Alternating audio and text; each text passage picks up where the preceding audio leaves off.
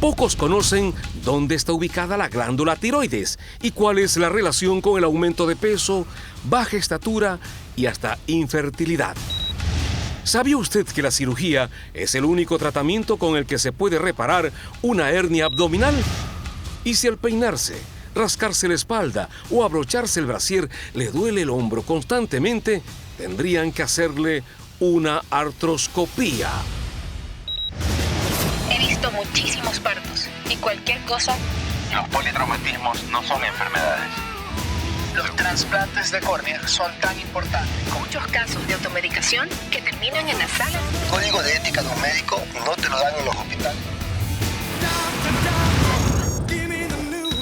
Hay tendones en el hombro que cuando se sobrecarga su esfuerzo se producen desgarros o lesiones. Estos se denominan como el manguito de los rotadores y permiten que la articulación del hombro sostenga el brazo y permite también el movimiento del hombro en diferentes direcciones. Así es, Cecilia. El manguito de los rotadores lo que sirve es para hacer movimientos rotacionales del hombro, por eso se llama manguito de los rotadores. Es un conjunto de músculos que sirven para hacer los movimientos. Existen movimientos muy típicos que la gente no puede hacer cuando tiene una lesión de este tipo. Las lesiones son o tendinitis o una rotura. El 90% de la gente que tiene un problema del hombro tiene una tendinitis.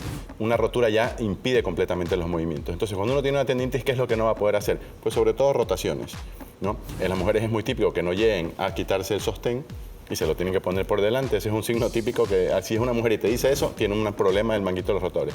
Y los hombres tienen problemas para llegar a la billetera. También para levantar el hombro por la horizontal, el brazo, o hacia adelante también. Todo lo que sea sobrecarga de la articulación del hombro puede producir esto.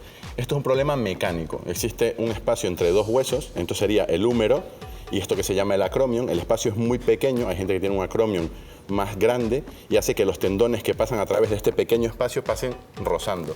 Cada vez que rozan, crean una tendinitis. Si se crea esa tendinitis, pero esto sigue rozando, al final se rompen esos tendones y dejamos de tener movimiento a nivel del hombro. Esto pasa más en la gente más mayor porque tiene que pasar mucho tiempo con este desgaste para que se llegue a romper. Pero las tendinitis sí que son muy frecuentes en los jóvenes. Esto ha hecho que tengamos que resolver estos problemas de la manera más sencilla. Gracias a Dios existe la artroscopía. La artroscopía nos cambió el mundo de la traumatología. Antes se tenía que abrir una cicatriz así en el hombro para poder operarlo. Ahora hacemos 4 pequeñas incisiones de menos de 1 centímetro para entrar al hombro y repararlo. ¿Pero qué te parece si lo vemos en forma gráfica? Ok, Cecilia, vamos a verlo en la pantalla. Es más fácil de ver. Aquí tenemos un hombro. Es difícil de saber que es un hombro porque estamos muy cerca, ¿no? Pero es un hombro. Normalmente hacemos 3 o 4 accesos a través de unas cánulas. Estas cánulas miden normalmente unos 4,5 milímetros. Y a través de esas otras cánulas metemos el instrumental con el que vamos a hacer la artroscopía. Rafa, perdona que te interrumpa, pero yo estoy segura que la audiencia quiere saber qué tamaño tiene la cámara, porque todo el mundo se imagina una cámara grande, ¿no? No, la cámara de hombro y de rodilla tiene 4 milímetros. Y la que usamos en codo también. En muñeca tiene 2,7 y hay una más pequeñita para dedos que es de 1,9 milímetros. Son pequeñitas, realmente no lesionas nada, no tienen punta. Es súper inocuo. Lo que hacemos es hacer 2 accesos más para por uno meter instrumental y por el otro, como se ve en este caso, sacar los hilos, porque vamos a poner como un anclaje, para que la gente lo entienda, es como un taco Fisher que va metido en el hueso y de él salen 4 hilitos. Con esos hilos nosotros cosemos el tendón, lo traemos al sitio correcto, hacemos un nudo y lo ponemos en el sitio correcto. El taco Fisher puede ser metálico o degradable, pero ya se queda dentro del cuerpo. Y entonces nos aseguramos eso. Ok, perdón. ¿Qué tiempo dura la cirugía aproximadamente? Esta cirugía aproximadamente 2 horas. Si hay que reparar el manguito porque es una rotura, son aproximadamente 2 horas. Si solo es una tendinitis y lo que vamos a hacer es otra cosa que se llama una acromioplastia, es mucho más rápido, es media hora. Una acromioplastia es cuando, como les decía antes, como es un problema de espacio, si este hueso del techo, que es que es el acromion, está muy grande y me está rozando los tendones, lo que hago es limarlo, pero a través de las cánulas, limo ese hueso, hago una acromioplastia, doy más espacio y entonces los tendones ya no rascan. Mira, muy interesante, pero las artroscopías que se realizan con más frecuencia son las de rodilla. Así es, Cecilia, las rodillas son mucho más frecuentes que los hombros, porque el hombro es una patología más complicada, ¿no? En la rodilla, en cambio, tenemos muchas lesiones muy típicas, como el menisco. ¿Por qué operamos tantos meniscos? Porque el menisco no se repara, el menisco no le llega sangre. Hay ciertas cosas en el cuerpo a las que no le llega mucha sangre y entonces no pueden cicatrizar por sí solas. Si un menisco se rompe a nivel del cuerno posterior, no se recupera, no le llega sangre a esa zona y el menisco no se cicatriza, entonces tenemos que operar para quitarlo. Aquí tenemos una artroscopía de rodilla, bueno, como te decía, la cánula es de 4 milímetros, se ve que no es demasiado grande, entramos por la parte externa y vemos toda la superficie. Ahí vemos un menisco, la parte de arriba sería el fémur, la parte de abajo es la meseta de la tibia y lo que va en medio es el menisco. El menisco sería como un cartílago de amortiguación entre la tibia y el fémur. Entonces esto se rompe en la parte posterior, nosotros entramos con la cánula por ese lado, por el otro lado hacemos otro agujerito, para la rodilla solo son 2 agujeros pequeñitos. Por el otro lado hacemos otro agujerito, por ese lado metemos el instrumental, podemos recortar el menisco, quitar la parte que está rota y ya está. Esta cirugía es mucho más convencional, se hace con anestesia raquídea o epidural y en 15 minutos está reparado el menisco. Eso es lo que quería recalcar, 15 minutos de cirugía, porque hay muchas personas que les interesa realizarse este tipo de procedimiento. Acuérdate que también antes se hacía la cirugía abierta. Yo no he abierto ninguna rodilla, gracias a Dios, no he tenido que abrir ninguna, pero sí, antes tenías que abrir la rodilla con una cicatriz así, de grande, para poder hacer un menisco, ahora no. O también lo que tenemos muy típico en la rodilla son los ligamentos cruzados. Esta sí que es una cirugía un poquito más difícil, hay que hacer túneles en el hueso para meter el ligamento cruzado, esto dura 1 hora y media aproximadamente, pero el gol estándar de la artroscopía, que es el menisco, son 15 minutos, una cirugía súper sencilla, prácticamente no tiene complicaciones, no se infectan, no es... ¿Y el tiempo de recuperación para que el paciente pueda caminar normalmente? El paciente sale caminando del hospital, no tiene por qué estar ni inmovilizado, ni poner un yeso, ni no apoyar la pierna. En este tipo de cirugía de menisco, no, el paciente sale caminando. Gracias, Rafael.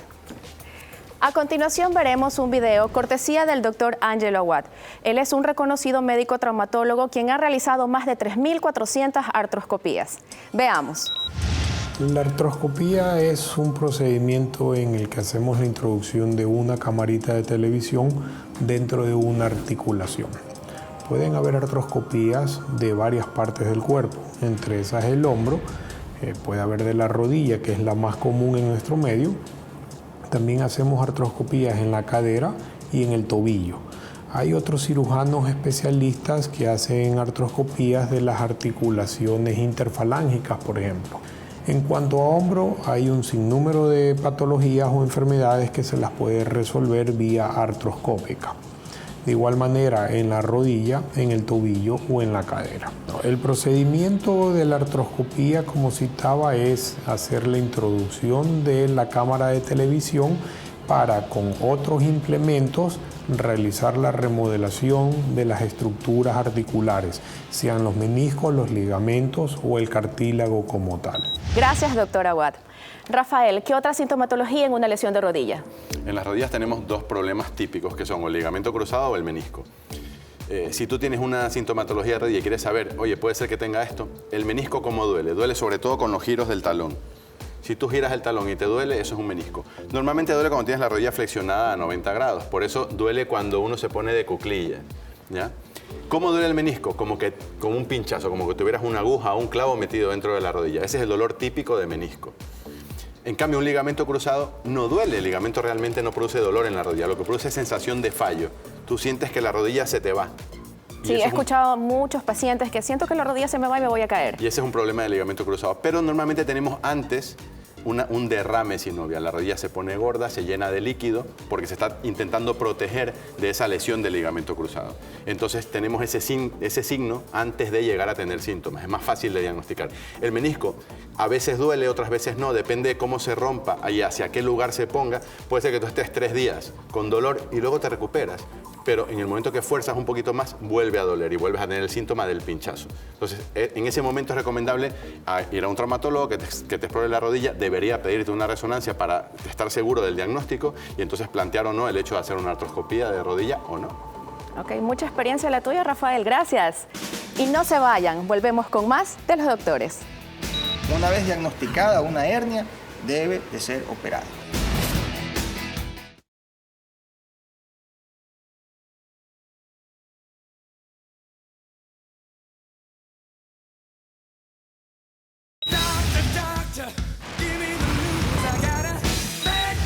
¿Qué es lo que pasa si hacemos un ejercicio o algún esfuerzo físico y aparece un bulto en cualquier parte del abdomen? Es posible que tenga una hernia. ¿Y? Para eso hemos invitado a Leonardo Hart, cirujano general prestigioso de Guayaquil. Leonardo, ¿cómo estás? Cuéntanos, ¿qué nos puedes hablar de las hernias a nivel abdominal? Bueno, primero quisiera decirles que la hernia es una debilidad. Nuestro abdomen tiene varias estructuras, varios tejidos, y uno de estos tejidos se debilita. Y eso permite que el contenido del abdomen salga o trate de salir por ahí, por ese hueco, y se forma la hernia. Una vez que salga, ya es peligroso. Sí. Toda hernia es un defecto, como ya te dije, es una debilidad, es un defecto. Y como todo defecto puede traer problemas. En el paciente que ya tiene una hernia, que ya se sospecha o que él sospecha que tiene una hernia, puede inclusive llegar a producirse un estrangulamiento, que es primero un atrapamiento del tejido que no debería estar ahí, y ese atrapamiento puede producir un estrangulamiento. El tejido se puede gangrenar, se puede poner morado. Normalmente, Leonardo, la gente tiene la hernia, pero como sale o entra o no le duele, se cree que eso puede estar ahí para siempre. Sin embargo, en el momento que pasa esto que estabas contando, se convierte en una emergencia. Eso es una emergencia médica. Las hernias umbilicales. Las hernias más frecuentes son las umbilicales y las inguinales. Como su nombre lo dice, unas están en el ombligo y otras están en la ingle. Siguen siendo hernias que se presentan a toda edad. Puede ser las congénitas en los niños, cuando no se cerró bien el ombligo después de que le cortaron el cordón umbilical, y las que se produjeron en los adultos que tuvieron algún defecto, generalmente defectos del colágeno, que es la estructura que permite pues, que el tejido de adentro, debajo de la piel, esté sólido, esté firme. Entonces se produce la hernia, se produce la debilidad y se ve un abultamiento, en este caso por el ombligo o si no, por la región inguinal. Una vez diagnosticada la hernia, ¿es quirúrgica o algún tratamiento medicamentoso? Toda hernia es quirúrgica. Diagnosticada, una vez que se ve, una vez que se comprueba que es una hernia, se puede confundir con algún bulto por un lipoma, que es una estructura de grasa tumoral ahí, benigna, pero no, una vez diagnosticada una hernia, debe de ser operada, porque te corres el riesgo de que se estrangule. ¿Qué técnica están usando actualmente? Tenemos varias técnicas. La técnica abierta, la convencional, la normal, a través de la piel. Esta técnica nos permite incidir la piel, cortar el tejido de grasa y llegar. ¿Sí? En el tratamiento quirúrgico que utilizas en estas hernias, lo que intentas es cerrar ese defecto en la pared. Exactamente. ¿Con qué cierras ese defecto? Cuando la hernia es por primera vez, cuando no ha recidivado, el paciente llega por primera vez a la consulta con un defecto de esta índole y me dice, doctor, tengo un bulto y no sé desde cuándo, la conducta es ir a cerrar esa hernia con hilos, nada más, con sutura. Son suturas fuertes, buenas, y las técnicas lo permiten hacerlo de esta manera. Pero cuando la hernia es recidivante, o sea, ya la han cerrado, ya hubo una primera cirugía, una primera intención, y se repitió, lo que se utiliza hoy son las mallas. Son mallas quirúrgicas especiales que nos permiten, dado su estructura de prolene, que son tejidos derivados del plástico, de estructuras especiales para cirugía, nos permiten, gracias a su estructura, gracias a su formación, mantener la solidificación de la pared e impedir de esa manera que las estructuras, los órganos intraabdominales salgan de nuevo. Es decir, con esta malla tú refuerzas la pared. Es un refuerzo. Ya no te fías solamente de los hilos. Ya pones no te esa fías malla de los hilos. y tienes más potencial para que eso no vuelva a producir. Así es, Rafael. Estas técnicas son abiertas. ¿Técnicas cerradas? Es lo novedoso. Ya hace unos 5 o 7 años atrás se ha aceptado la técnica laparoscópica para el cierre de hernias. Tiene sus indicaciones, no es para toda hernia, pero las hernias inguinales indirectas, es una forma, hay una clasificación de las hernias inguinales. Las hernias inguinales indirectas se las puede reparar muy fácilmente y muy seguramente con esta técnica laparoscópica. Este video nos permite ver la entrada. Lo que estamos viendo es la cavidad abdominal. Ya estamos viendo la cavidad abdominal, aquí tenemos la región del intestino. Y vamos a ubicar el defecto que yo les hablaba. ¿Se acuerdan que yo les hablaba de un defecto, un hueco? Hay que buscar un hueco. Ahí tenemos que buscar un hueco. Esta es la parte baja del abdomen. Entonces nos estamos ubicando en este paciente en la región intestinal y encontramos esto. Ese defecto que este hueco que está aquí. Aquí, esta zona de aquí. Esto es un hueco. Yo logré meter la cámara por aquí, el lente por aquí. Ahí vemos el hueco, ¿no? Aquí vemos todo el hueco. Yo logré meter el lente por aquí, como ustedes verán. Logré navegar por el hueco. Por ese hueco, por este defecto, pasan también los intestinos, así como yo acabo de pasar el lente. Y los intestinos, una vez adentro del hueco, pueden estrangularse. Exactamente. En este paciente fue fácil la retirada de los intestinos, él solito con el cambio de posición. Los intestinos retrocedieron, entraron nuevamente a la cavidad abdominal, salieron de la hernia.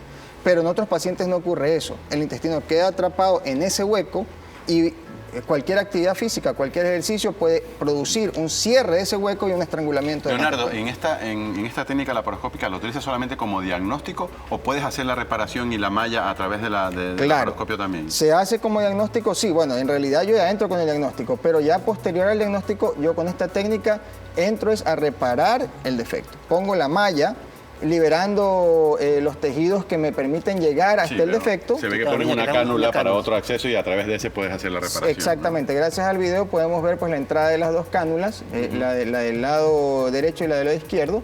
Y así podemos instrumentar esta zona del defecto y podemos llegar a él, liberarlo y poner una malla que nos permita impedir pues que a través de 3 pequeños agujeritos. A través de 3 pequeños agujeritos. Es mucho menos agresión que una incisión abierta que no produce fibrosis y que da mucho mejores resultados. Exactamente. La recuperación es mucho más rápida. La recuperación es espectacular. Agradecemos al doctor Leonardo Hart por su valiosa colaboración. Cualquier masa o bulto a nivel abdominal que aparezca debe ser valorada adecuadamente. Consulte a su cirujano. ¿Cuál sería la recomendación final, Leonardo? La recomendación final es esa. Usted detecta alguna masa, tiene dolor y hay alguna duda de por qué usted tiene esa masa ahí, consulte a su médico. No pase tiempo, se puede complicar. Le agradecemos mucho, ya volvemos con los doctores. La enfermedad tiroidea es en el tema del crecimiento de los chicos, porque un déficit de hormona tiroidea hace que los niños tengan talla corta.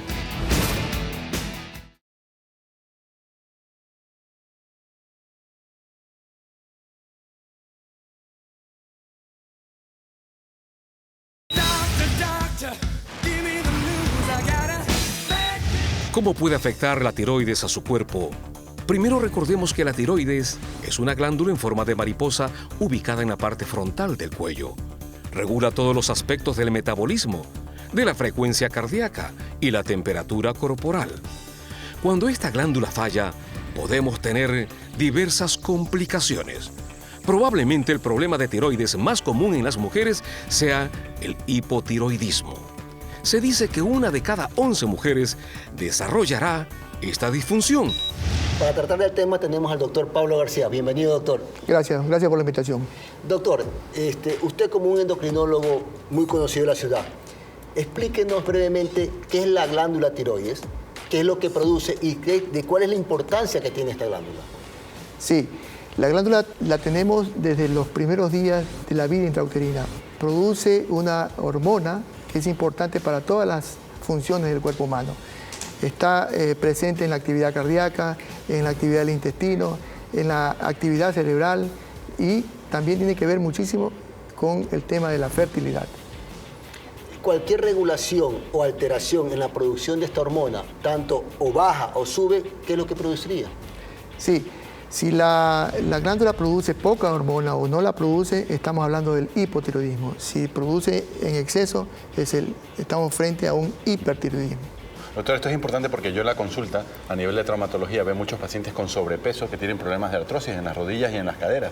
Muchas veces estos pacientes con sobrepeso no están diagnosticados de nada, es gente que le cuesta muchísimo hacer una dieta, no bajan de peso, se desaniman, vienen y le dices, tiene que perder peso, claro, que es lo primero que les digo yo, y el paciente dice, no puedo, lo he intentado todo. Claro, yo le digo, ¿ha ido al endocrinólogo? Ninguno.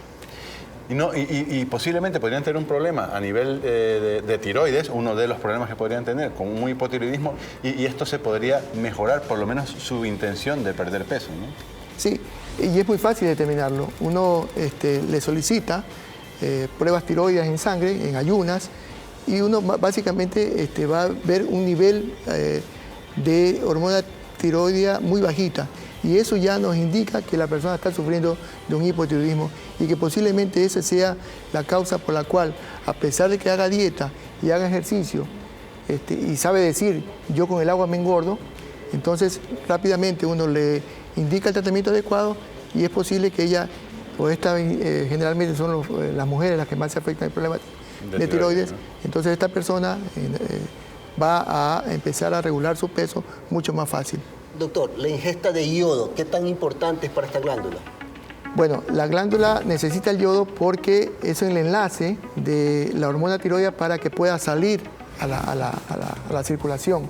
Si falta yodo, aunque haya el resto de los componentes de la hormona, no va a poder tener la actividad y va a terminar teniendo un problema de hipotiroidismo en este caso. Asimismo, el exceso de yodo, porque puede haber una sustancia, los jarabes para la tos tenían yodo, ahora hay pocos que tienen yodo, lo puede ingerir a una persona y esto es una carga muy importante para la glándula si es que llega a tomar una dosis fuera de lo indicado. Ese yodo puede bloquear la producción de hormona tiroidea. Así como la necesita para la producción de hormonas, puede generar un bloqueo y puede generar, en todo caso, ahí un hipotiroidismo, porque ha bloqueado la producción de hormona tiroidea. Otro cuidado que hay que tener es el uso del povidín. Sí. El povidín tiene yodo en sus componentes, entonces al aplicarlo en exceso, en una herida, que rápidamente puede ser ingresada al sistema circulatorio, va a generar un problema a nivel de la glándula porque la glándula es ávida del yodo y puede o bien generar un exceso de producción de acuerdo a cómo se encuentre en ese momento la tiroides o puede también bloquearse la glándula y producir un hipotiroidismo. Entonces hasta en eso hay que tener cuidado en el uso de estas sustancias. Es tan importante el yodo que la sal es obligatorio que venga yodada para el consumo de toda la gente. Así te obligas a la gente a consumir yodo y no tener estos problemas. Viene la dosis necesaria exacta. Sí. Doctor, ¿alguna última recomendación? Sí, el tema del yodo es, las necesidades de yodo son bajísimas de la glándula tiroides. Estamos hablando de un poco menos de la mitad de un miligramo. Entonces, con solo ingerir una pequeña cantidad de sal que ya viene lista para el consumo, estamos cumpliendo con las necesidades de esta glándula. Entonces, bueno, el asunto más importante, yo creo que de la enfermedad tiroidea, es en el tema del crecimiento de los chicos, porque un déficit de hormona tiroidea hace que los niños tengan talla corta. Y en los adultos, un problema importante es el tema de la fertilidad. Bueno, tiene que ver también el tema con el peso, pero lo más importante en la glándula tiroides es que la persona no sabe que por el motivo de la tiroides no ha podido tener hijos. Ok, le agradecemos mucho al doctor Pablo García por su valiosa aportación. La importancia de la glándula tiroides está en todo el cuerpo. El metabolismo lo regula ella. Cuídela y hágase chequear. Y recuerden que nuestro cuerpo tiene su propio lenguaje. Si algo raro está pasando, visite a su médico. Este ha sido un programa para sentirse bien. Los doctores. La cámara de hombro y de rodilla tiene 4 milímetros. Y la que usamos en codo también. Una vez diagnosticada una hernia, debe de ser operada, porque te corres el riesgo de que se estrangule. Un déficit de hormona tiroidea hace que los niños tengan talla corta. Y en los adultos, un problema importante es el tema de la fertilidad.